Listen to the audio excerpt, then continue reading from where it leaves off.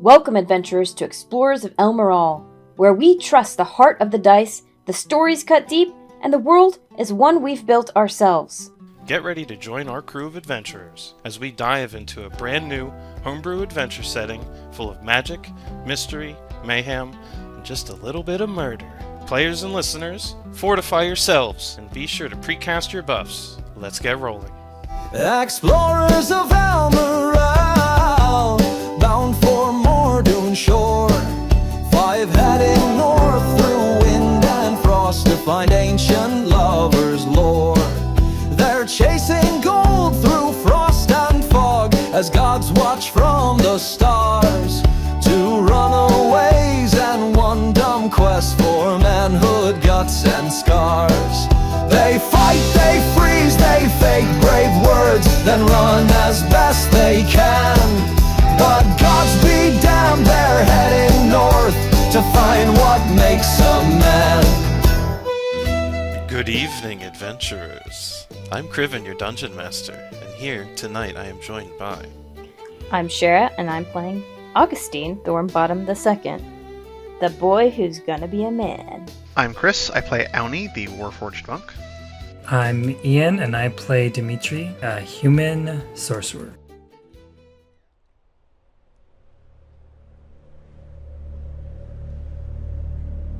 As you all round a bend in the coastline, the stench of blood and death smacks your sinuses. The trickling trail of blood has led you to a site not for the weak of constitution. The 2 apprentices are found lying in the blood-stained snow, on their backs with starflowers placed over their eye sockets. The bloody optic nerves are still attached to the skull, and the frozen eyeballs are lying in the snow beside their heads, looking up to the sky. Both of them have been flayed from navel to chops. Via a large vertical incision, their organs have been removed from the chest cavity. However, they are still attached by sinew and connective tissues. They were then placed around these bodies in a very ritualistic way. Their mouths are agape, and you can see something roughly round and brown has been inserted. Growing from this object, you see a small green sprout. The entire internal anatomy of these 2 has been precisely removed by a sharp blade and displayed in a bloody semicircle. The only organ missing is the heart, taken for what purpose unknown.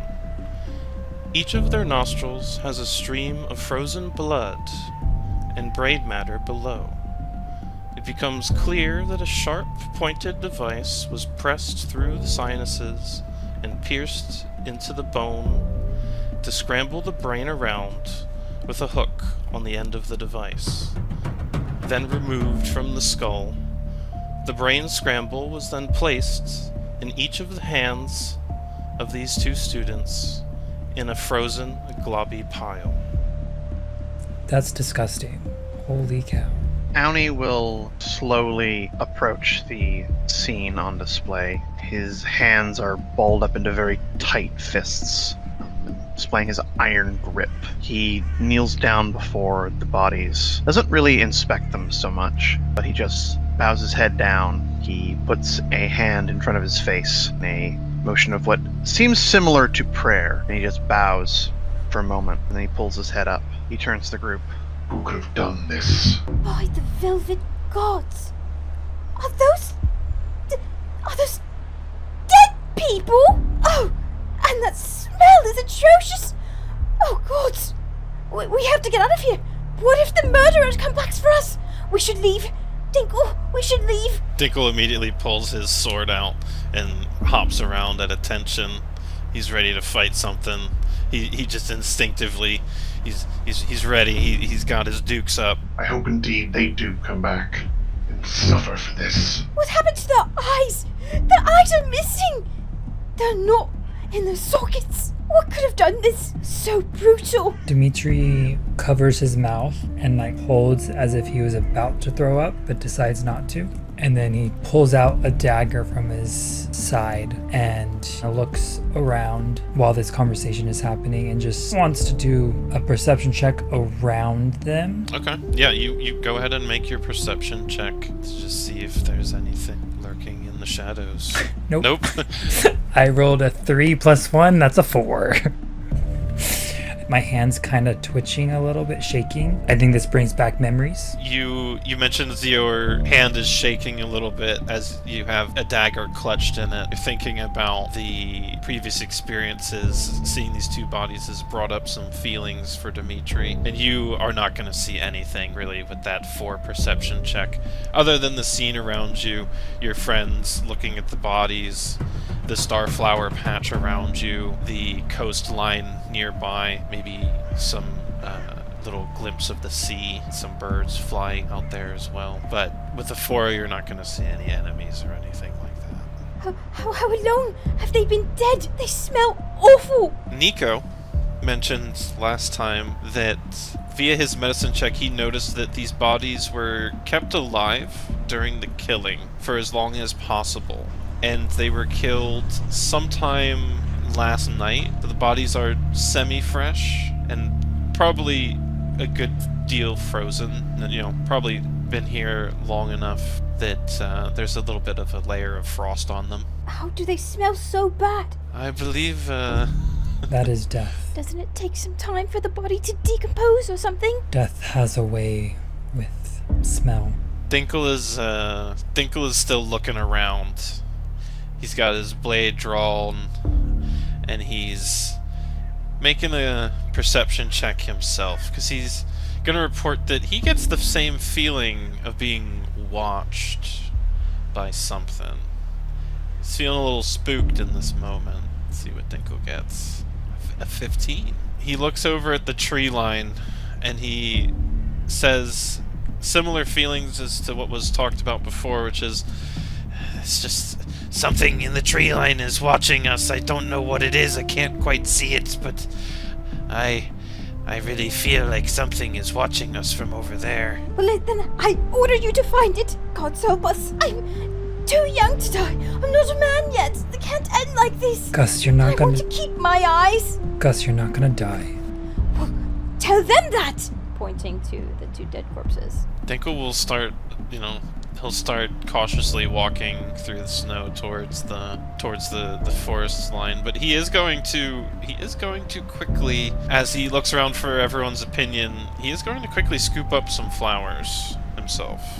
As I see Dinkle begin to walk away, I look toward that direction and then back down at the 2 bodies, and my hand, I'm going to touch my shoulder, and a warm vibrating light does a quick little flash. Then I cast Blade Ward on myself, which for the listeners, whenever a creature makes an attack roll against you before the spell ends, the attacker subtracts 1d4 from the attack. And that is concentration, so we'll need to account for that. Yes. For 1 minute. For 1 minute. Just in case. But it's a cantrip, so you can keep putting it up. Yeah.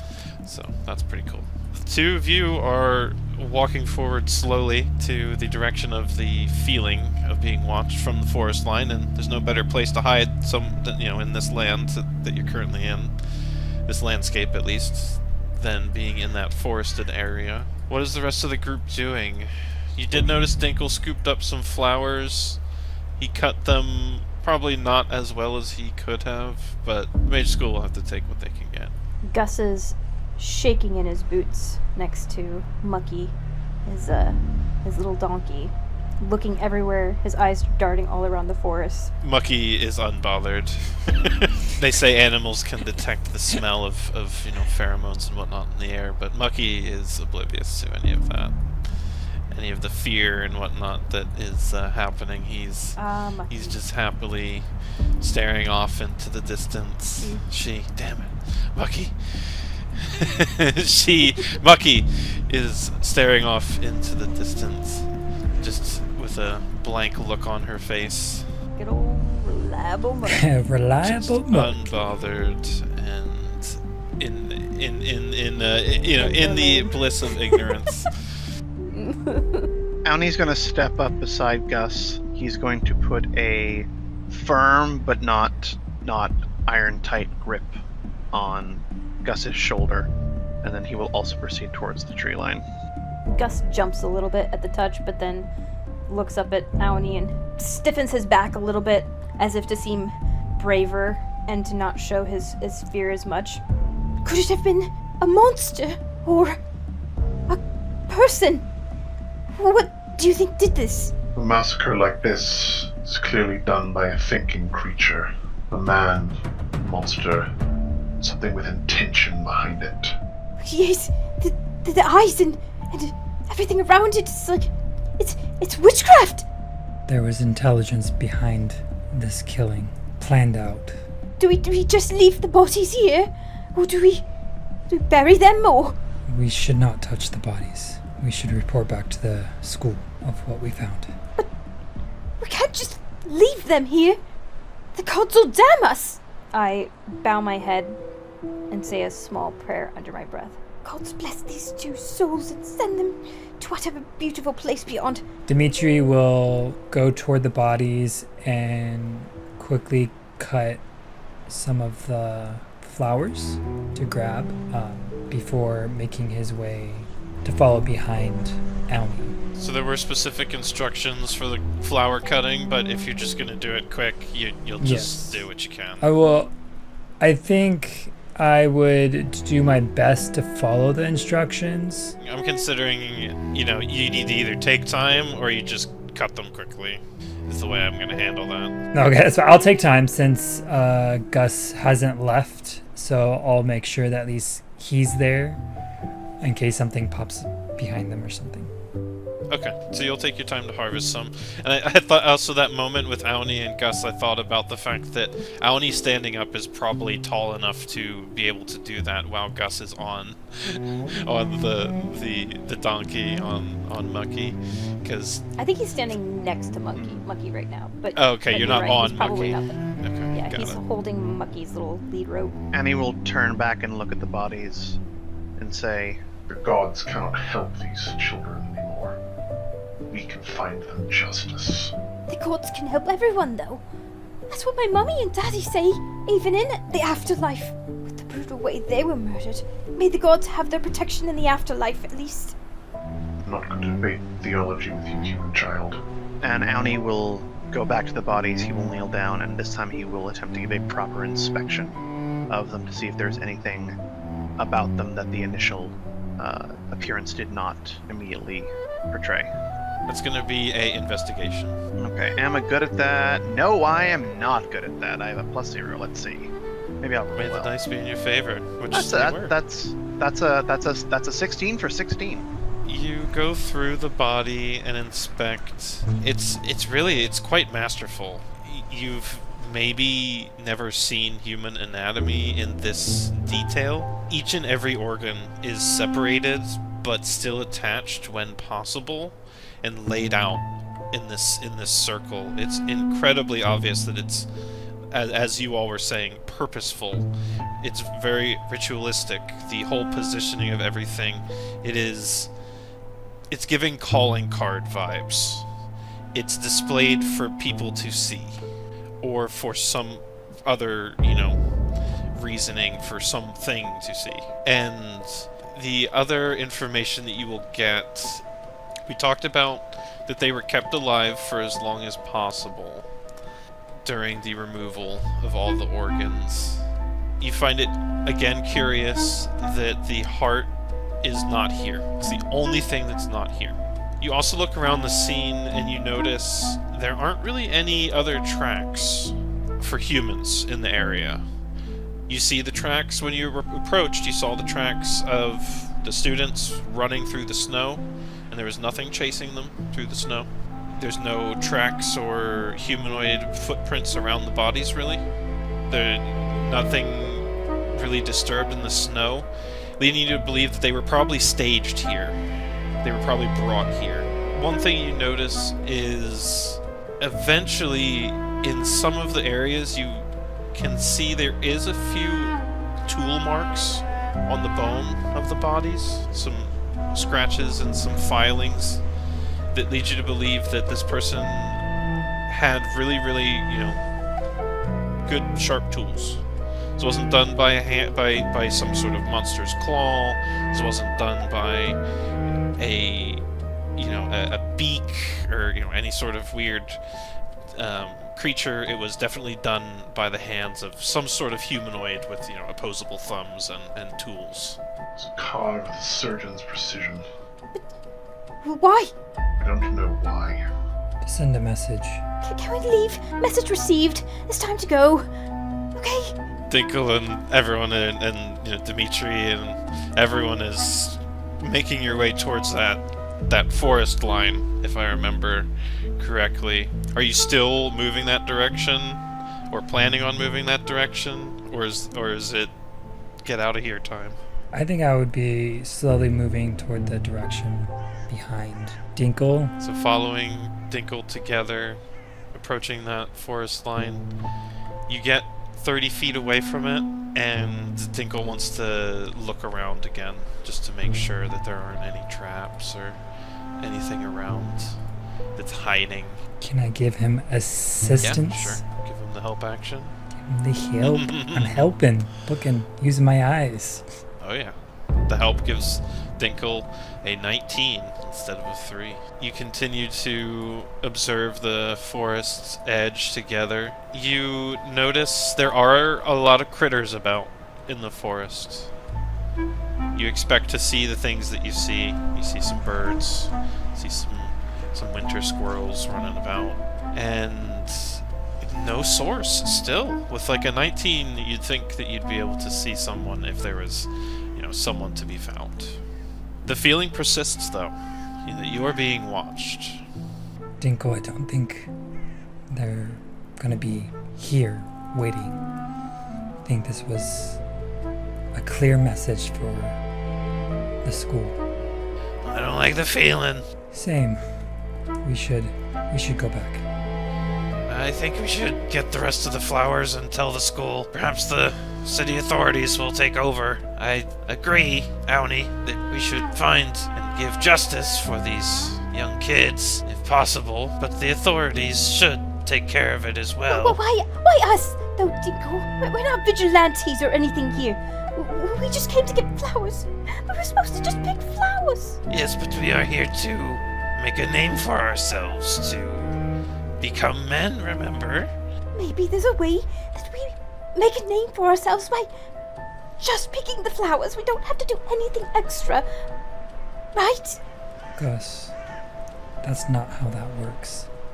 We will see death. You will see death. It's better now than later on. Death? That's not what my daddy said. He didn't say anything about death. People die. It's a way of life. Some shorter than others. My father wouldn't. He wouldn't send me out here knowing that I could die. Dinkle is looking very sheepish when you say that, and he is holding his tongue. Ooh. I'm frantically searching my own thoughts to understand what my father was thinking. Come back with scars or don't come back at all! You shame this house with every breath. With everyone's passive perception, you might notice that Dinkle looks like he wants to say something, but he is not going to speak. Dinkle's right. Let's finish getting the flowers and we should head back to the school. They'd want to know what happened to these students. So that's it. We just leave them here. Shouldn't we bring something back to show them? Like a token or a school sigil? Do they have a badge or something on them? Do the bodies have any sort of sigils? Is there supplies from them or anything, or is it just their bodies? So it is just their bodies and the clothing that they wore. Any personal effects or adventuring equipment and any of that kind of stuff is not with them. Is there something that marks them as students of the school? Their cloaks, I think, Their cloaks, okay. would have some markings, yeah. So I was going to say, we were able to identify them as the missing students. Yeah, all the students wear the same stuff, the cloaks and the outfits. Dimitri will walk toward the bodies and kneel down, use his dagger to kind of start cutting it, to show that they're from the school. You could get at the collar, take a section of the collar off that has the correct embroidery and whatnot, that has the markings of the students. It'd be pretty grisly to get the cloak out from under them because they're face up. Okay. And all the stuff is around them, that getting the whole cloak is going to be pretty difficult because they're semi-frozen and all the gore and organs and stuff around. So you can get the collar, and that'll prove that you at least found their cloak and whatnot. Nico might bring up the idea of sacrificing some blankets that you have in your packs to just cover the bodies until you get back, or the mage school or whoever comes back. Aoni will silently take another look at the kids, and then he will turn around and he will begin harvesting flowers. He doesn't say anything else. Dimitri will take out a blanket and place it on the dead bodies. Dinkel's gonna keep his position by the forest. He's gonna keep watch while you all gather some more flowers. Nico is going to harvest a bunch of flowers and place a bunch of them on the top of the blanket and say a few words for them as well. And after about 15-20 minutes or so, you'll have successfully harvested a nice big bushel of the star flowers for each of you. I think it's only natural that you occasionally glance back at the scene that you've seen here while you're doing it. It's hard to avoid the gore and everything that's around. And this peaceful meadow of flowers growing through the snow, with the bodies around, the natural beauty and then the cruelty as well, all together. You have another type of flower to go find that should be able to be found on the coastline. Should half of us go get the other type of flower on the coast, and while the others go report this? You want to split up? In the woods now? It's just an option. You've gone mad! The wilderness is dangerous. We should stay together. We finish our assignment. We return to the major school then. And let us go. You will leave the murder scene behind with bushels of star flowers and make your way to the coast, track down the winter's hearth. It was mentioned that you'll be able to find it growing in between the rocks on the coastline. It'll be a quick 15-20 minute hike to get to the coastline, and you will need to descend the cliffs a little bit to get to where these flowers grow. When you get to the coastline and you look out over the ocean, you can see dotting the slick and mossy rocks, peeking through the cracks and little holes, these beautiful bright orange flowers. And it seems that you've found the flowers that you need, but it's more of the real issue of getting to them at this point. It's a pretty steep cliff down there. We should be careful going down. It looks kind of steep. Dinkel will start gathering rope out of his pack, and also some rope that's maybe in one of the saddlebags on Mucky, and also pull out a nice grappling hook. Is anyone more suited to setting up a rope to climb down there than Dinkel? With a survival of +4. I have a +3. I have a 3 as well. So no. I have a -1. Yeah. I mean, that's what that is on character. So Dinkel can go ahead and set this up if someone wants to help and give advantage while he sets up this climbing line to get Aoni down will there. help. Sounds good. So he'll hand you the grappling hook and have you carry it over and set it up somewhere, and then he'll add some extra reinforcements to it at the top of the ridge and tie together a few sections of rope so that you can get down further. And let's roll survival. Double dirty Nice. 20s. Okay. Nice. What? This will be a very secure line for you all to climb down.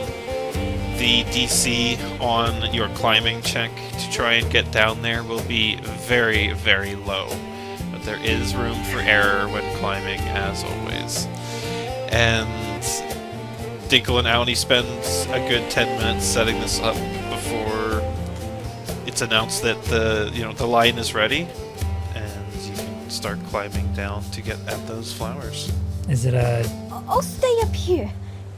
Make sure the coast is clear. Mucky and I will hold down the fort. Fine. And Auni will begin to attempt to descend the rope. Okay. Go ahead and make a athletics if you're proficient. If not, make a strength check. Okay, I am proficient in athletics. That is not amazing, that's an 11. You are good. You climb down without any issues. Gus, if you see something, just let us know. You'll know. My eyes dart around. Dimitri will begin to go down. Okay. Nice. 18 for Dimitri. Dinkle will also follow with an 8. He does make it down. You see he slips a little bit, and it looks sketchy for a moment, but he does make it down.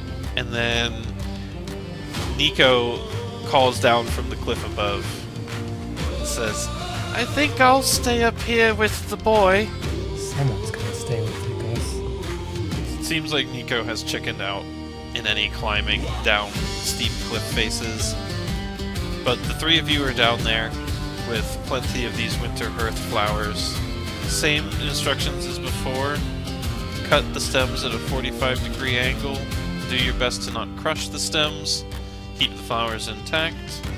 And as long as you can get a nice sizable bushel, you will get 10 gold. Dimitri will take his time. Okay. Yeah, if you take your time, it'll take you, because of the terrain and the sparsity of the flowers, it'll take you a good hour, probably, to get enough of these. During this hour, the three of you on the gathering team, you notice there's some what looks to be edible wildlife. Now, Auni, you probably don't care about it, but Dinkle and Dimitri quickly notice there's a bunch of clams, mussels, oysters, and different bivalves around in these cliffs. There's even some occasional crabs that look pretty tasty. Nice. It's a little bit of an ecosystem rolling around in here. Well, at least there's food. As you say that, Dinkle screeches and looks down, and there's a crab just pinching at his boot. He's like, ah! Oh, it's just a crab. Okay. Dinkle screams. Gus yells down. Dinkle! Don't fall! Are you guys almost done? Hurry up! It's getting cold. We're nearly done. If you say it at that volume, it just gets washed away by the wind and the waves crashing. Dinkle has to scream, and you probably just hear noises, to be honest, Gus. They climb down a good distance, and there's, heavy waves crashing against rock. It's pretty loud down there, to the point where you might just have caught that tiny little glimpse of the scream from Dinkle, and then you hear some voices call back. They're very indistinct. You just hear, like, I'm alright! And it's very muffled by the wind and the wave noise. I get down on all fours and very slowly scooch to the edge of the cliff to see where they're at. As you're getting close, you feel that sinking feeling in the pit of your stomach. It's a pretty good height and a pretty good fall, and you're maybe, I think you mentioned you're like on all fours, you're like crawling, and you feel something touch you on the back. It's Nico. He's like, oh, I didn't mean to scare you. I'm just here to hold you and make sure you don't fall. I starfish on the ground and cling to it. You shouldn't do that! What are you trying to do? Push me off the cliff? No. I was actually quite the opposite. If you die, I don't think we get paid. That's true. You should remember that. Okay? I won't forget.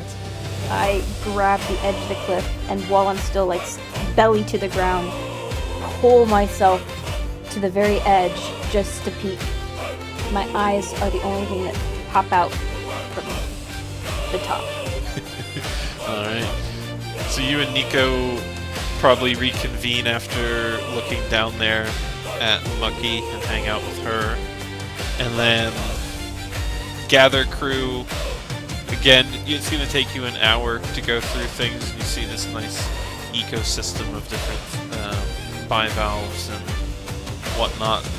One thing that you start to notice, again, Auni, you probably aren't going to notice, when Dimitri and Dinkle, after you've picked a few of these flowers, something that wasn't noticed on the, or wasn't mentioned on the briefing and the information on the flowers, you feel a slight burning sensation on your hands. And when you look down, it looks like your hands are almost being dyed orange a little bit. These flowers have a pollen to them. It's getting a little itchy and burny. That's not good. Yeah, I imagine unless there's actual damage being caused, Auni does not notice or feel anything. Yeah, no. Yeah. Damage, so. You have pollen, orange pollen, all over your fingies. Yeah, he don't care. I think Dimitri gets a little uncomfortable just because he knows he has wraps around his hands, but like he's eventually gonna have to like take those wraps off. So like he's a little nervous that he's getting more pollen on them. Yeah. Dinkle calls over to the two of you. Anyone's hands getting warm? Yes. Dimitri will see will kind of snap his fingers to see if it will work. He's gonna cast Prestidigitation to see if that will kind of help get rid of the pollen from his hands. So, I think it might be within the the verbiage of that cantrip to clean. Yeah, something. cleaner soil. You instantly clean or soil an object no larger than 1 cubic foot. So you can clean it off of your wraps and your hands. The burning feeling persists, but it will not get any worse. Okay. Knowing that, I will look to Dinkle. I'll snap my fingers again. And I'll look at Auni, do the same thing. That should at least help a little bit. Yeah, Dinkle sees you do it, and he comes running up with his big kind of paw-like hands with like big glossy eyes. He's like, me next, me next. He'll do it to Dinkle.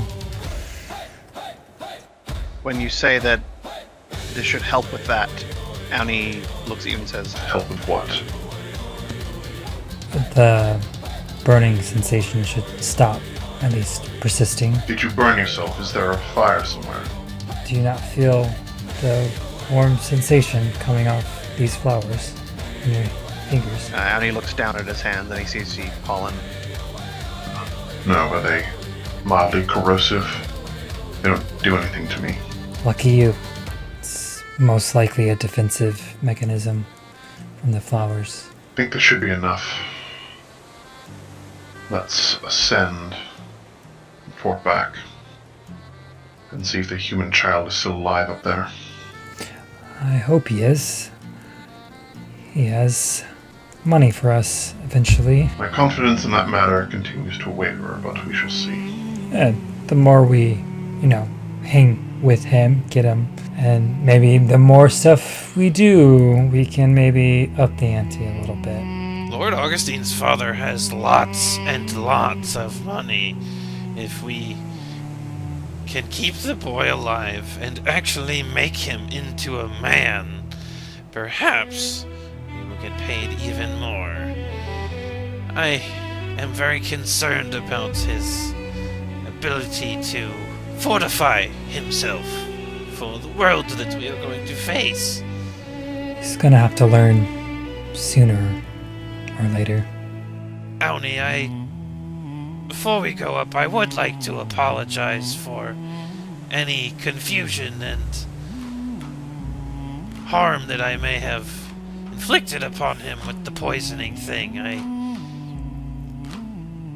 He's very annoying. We all know this. He whines incessantly. And he needs to toughen up. I thought it was a good chance for him to become one of the boys, you know? If he is to make this journey, he is like to face real danger. If he's to experience fear, let him experience fear then. Don't play games with him. Experiences so much fear as it is. No, he doesn't. Not the kind of fear he will experience, I expect. Well, we should all do what we can to keep him safe. Seeing those kids, they're all but children, killed so brutally,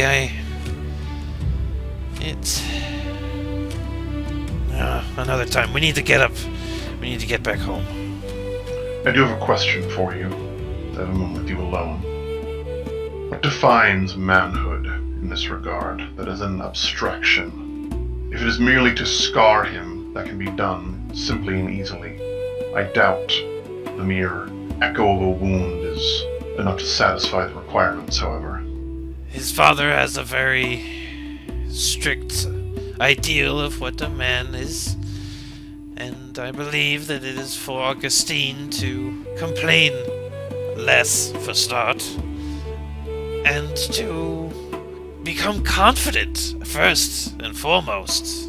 No longer coddled by his mother. Seems he needs to make decisions for himself rather than ask for your help, Dinko. If one has come to this frozen hellscape in search of confidence, then I believe they have come to the wrong place.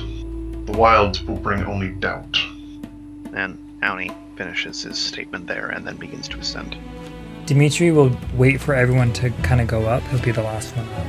And then he will murmur to himself, I wonder what is worse, that or being burned alive. Okay. And then begin to ascend up. Burned alive does not sound fun, but being kept alive and watching your organs being removed and placed around you also does not sound very fun either. So I'm not quite sure as to what I would be answering for that question myself. Bad way to go, either way. For sure. You will then all make your climb up the rope. I'm not going to require any checks for you to climb up the rope. You rejoin Nico and Augustine. Augustine, you're probably doing something doofy, like picking your nose or something up there. I'm probably chewing Nico's ear off with speculations on how he might die now, with a murderer about. And what if they find us and then they'll cut us right where we stand, or maybe they'll do it in our sleep. Oh, gods! Do not even get a final meal before dying. Are you hungry? I could eat anything right now. Do you want a snack? Nico, are you listening?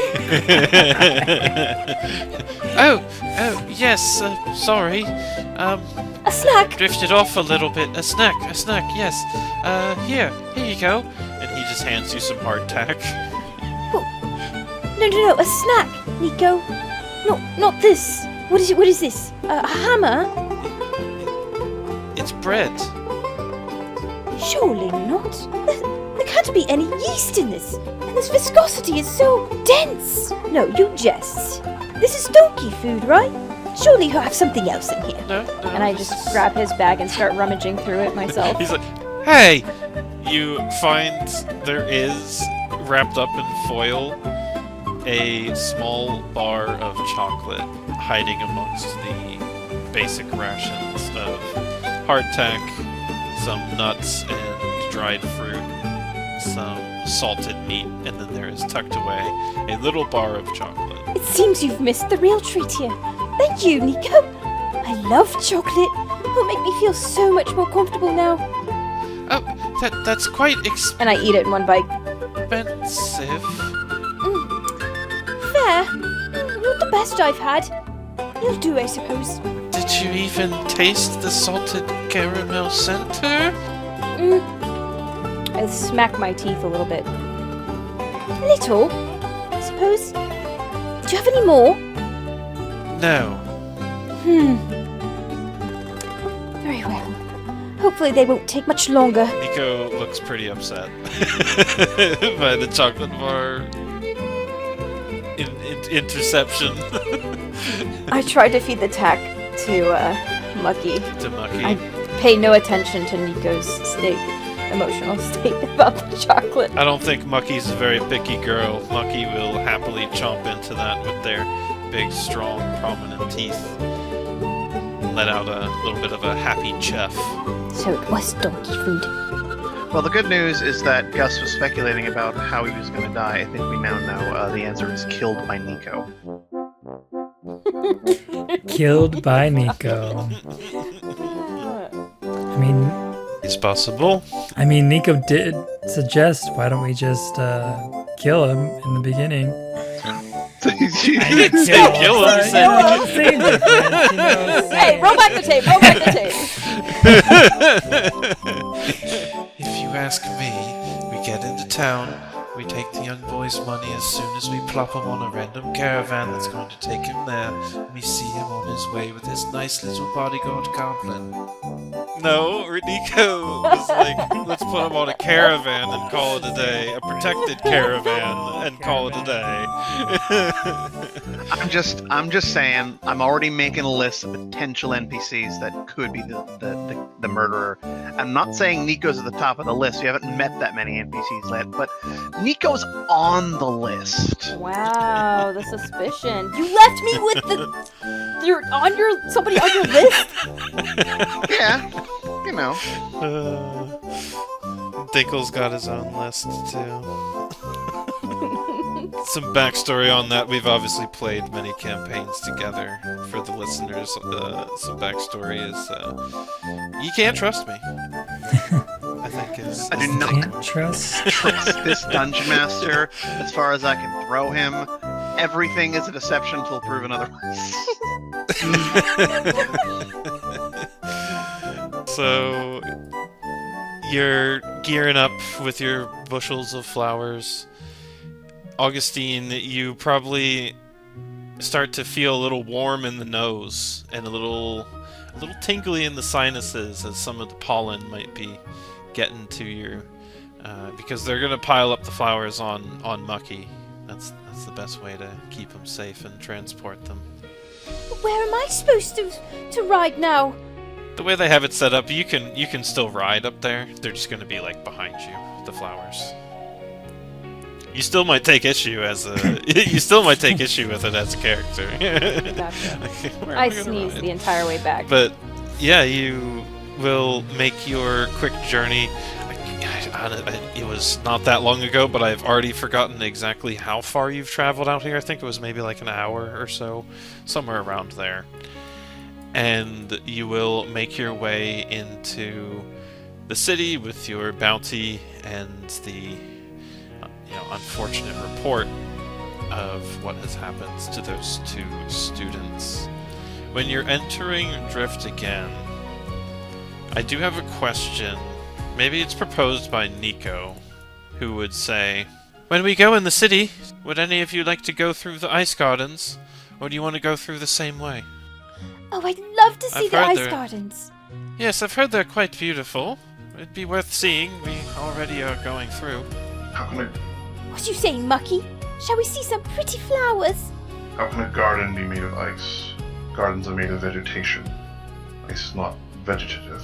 That's a good point. Nico smiles and says, "You will see, you will see." I have no care. I'm fine with either. Alrighty. So it's just a difference of entrance.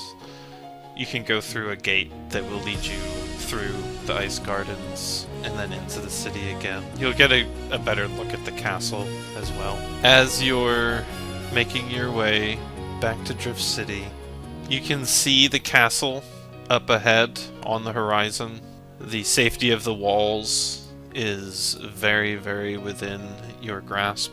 And you see this strange structure just placed in the middle of nowhere, a few hundred feet from the front gate. There's a long pillar that goes up about 60 feet. It's just sitting there, very solitary, and there seems to be a 10-foot wide square platform at the top. I wonder what that is. Nico, do you know what that building is? Oh, yes. There's some religious... How do I put this? Well, there is a religious type that lives up there. We will be hearing from him very soon. I believe they call themselves pillar priests. They worship Livera, I believe. Why will we be hearing from this priest? I have no interest in a priest. Well, when we walk by, he will certainly address us. I place my hood over my head. When you get within earshot, you can, and then also, eye distance as well, you can see living on the top of this pillar is a squalid-looking man wrapped up in furs. He sees some people approaching, you, the group, who are approaching, and he calls down to you all. Ah, good travelers! Living under the stars as well. Good for you!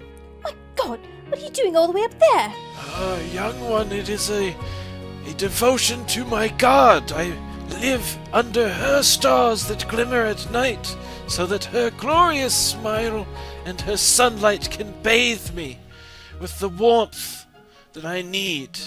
Through her eyes, we are able to see into past and future, you see. What does he look like? Does he look like haggardly? So he looks weathered. You can see there's frost and little icicles that are in his beard. He, has furs and whatnot to keep warm, but this is obviously no 5-star inn to be staying at out in the cold up 60 feet with, more wind. He's a human, bald head, white beard. He's got some yellow, kind of daisy-colored robes. I mutter. And very weathered brown eyes. I mutter under my breath. Is that really the only path you're seeking? Oh, you have much to learn, but that is just fine, young one. You will see that Livera offers you everything you will need in due time. Whatever your heart desires, she already knows. She does? Will she give them to me? Oh, yes. Perhaps you should visit one of her many shrines and temples to ask her yourself. Talk to her? Myself? I'm not even allowed to talk to Jakub. Oh, yes, you are very welcome to reach out to Livera. And where are these temples? Closest temple to Livera? Well, we have our own in the city just over there. I'm sure you're familiar. And he's pointing at Drift. Very well. If I have time, I will ask her myself and see what she says. You said there's temples, right? Oh, yes, there are a good number of temples, and there is a beautiful statue of Farah as well in the city. Do you happen to know where the closest Granth temple? Ah, and you seek to commune with Goranth yourself. If you seek one of his temples, I would recommend traveling to... I believe there is a nice big one in... And he will name... So he's got like a smaller shrine he can point you to.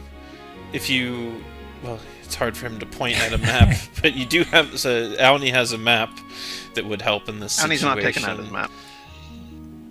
Yeah, So for Goranth Shrine, there's some minor shrines and temples out in the wilderness. There is a shrine located in Stormreach Wilds. And then as for like a major temple, major temple is gonna be... There's one in Cold Forge, and then there is one tucked away in the tallest mountain in Mordoon. The tallest mountain of Mordoon. Yeah, Garant's, his shrines have these large cisterns of water, and the largest cistern is in a underground structure at that huge mountain on the world map that I'll bring you to.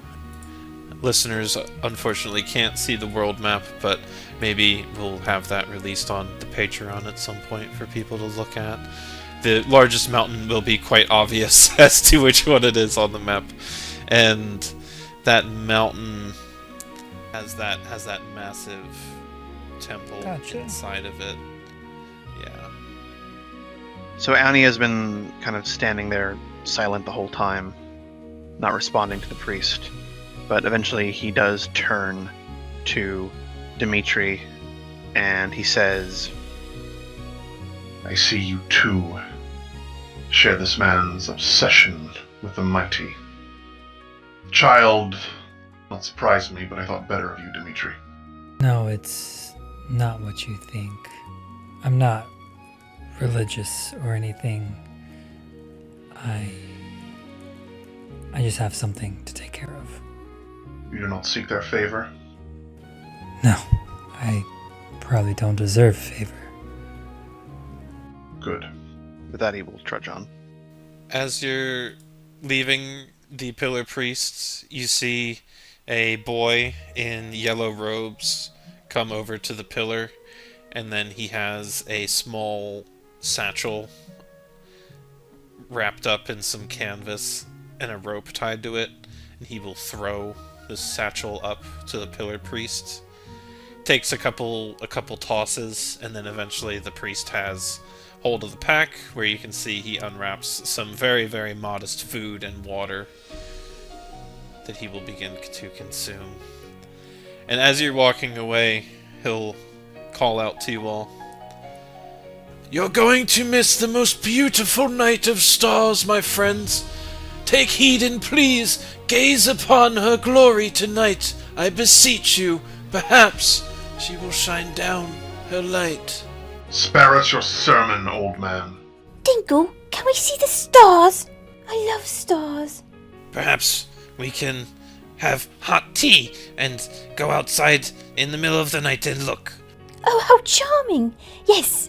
Can we get some more of those cookies to go with the tea? Are they all gone already? The shippies? Oh, yes. Long gone. Mucky and I had a great time earlier today. The conversation continues about food for a bit as you make your way into the city. And we are going to wrap up our session as you arrive at the gates of the Mage School to report what you have seen and also cash in on Cha-ching. the flower gathering. Thanks for listening, and we will see you next time.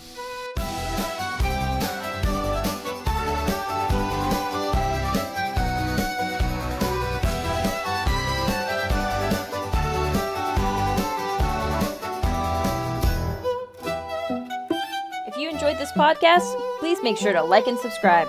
And check out our Patreon, YouTube, and Instagram page. See you all next time on Explorers of Elmoral.